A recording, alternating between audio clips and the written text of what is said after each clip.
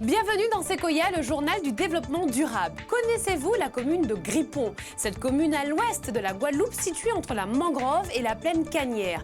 Elle était autrefois le lieu de prédilection pour la reproduction des lamantins. Morne-à-l'eau, puisqu'il s'agit d'elle, est résolument engagée dans la démarche de développement durable et a même lancé son agenda 21. C'est dans ce cadre que la commune a décidé de lancer la construction d'une station d'épuration des eaux usées aux normes HQE. On regarde. HQE pour haute qualité environnementale. La nouvelle station d'épuration de Morne-à-l'eau a été pensée pour s'inscrire dans l'agenda 21 de la commune.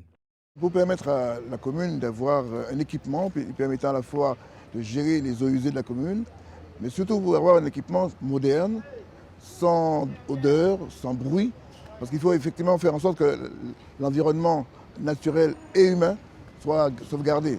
Donc c'est pour cela qu'on a voulu mettre HQE, haute qualité environnementale, c'est-à-dire sans bruit, sans odeur, et évidemment permettant aussi aux élèves d'aller voir au niveau pédagogique ce que c'est. Eh bien, il s'inscrit tout à fait naturellement dans la mesure où l'agenda 21 c'est déjà préserver le présent pour permettre aux générations futures d'avoir un environnement sauvegardé. Eh bien, le projet HQE, c'est effectivement dans le cadre de l'agenda 21, faire en sorte que l'environnement soit sauvegardé pour le protéger pour les générations futures, tout simplement. En effet, cette nouvelle station d'épuration est configurée pour accueillir du public et singulièrement des scolaires.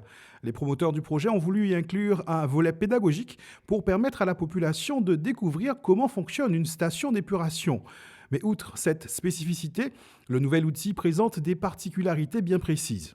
Et les particularités sont liées au HQE, c'est-à-dire à la haute qualité environnementale de cette station d'épuration, où on aura de faibles nuisances sonores, notamment pour les riverains de la station d'épuration. On a cherché aussi à réduire au maximum les nuisances olfactives. Ça aussi, c'est une particularité forte. Deux autres éléments sont très importants liés au HQE. On a voulu une station d'épuration peu énergivore, donc des consommations faibles en énergie, et aussi un équipement en termes de coût de gestion qui est relativement optimisé. Parce qu'on pense souvent à l'investissement et beaucoup moins à la gestion. Or, l'équipement est là pour durer une trentaine d'années.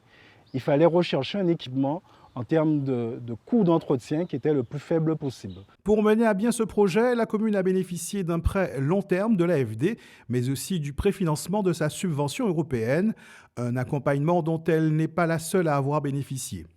Hormis la station d'épuration de Morne-à-l'eau, il faut savoir que 3 stations d'épuration ont bénéficié de financement AFD en 2014.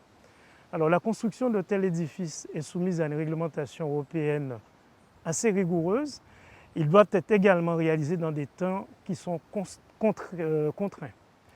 L'AFD accompagne et se tient aux côtés des collectivités locales pour les aider dans la mise en œuvre de ces investissements qui sont obligatoires.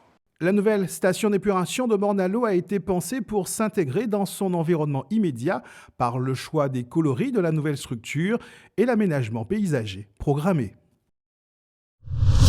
Merci de nous avoir suivis. Ainsi s'achève Sequoia, le journal du développement durable. Et n'oubliez pas, la planète est une île, protégeons-la.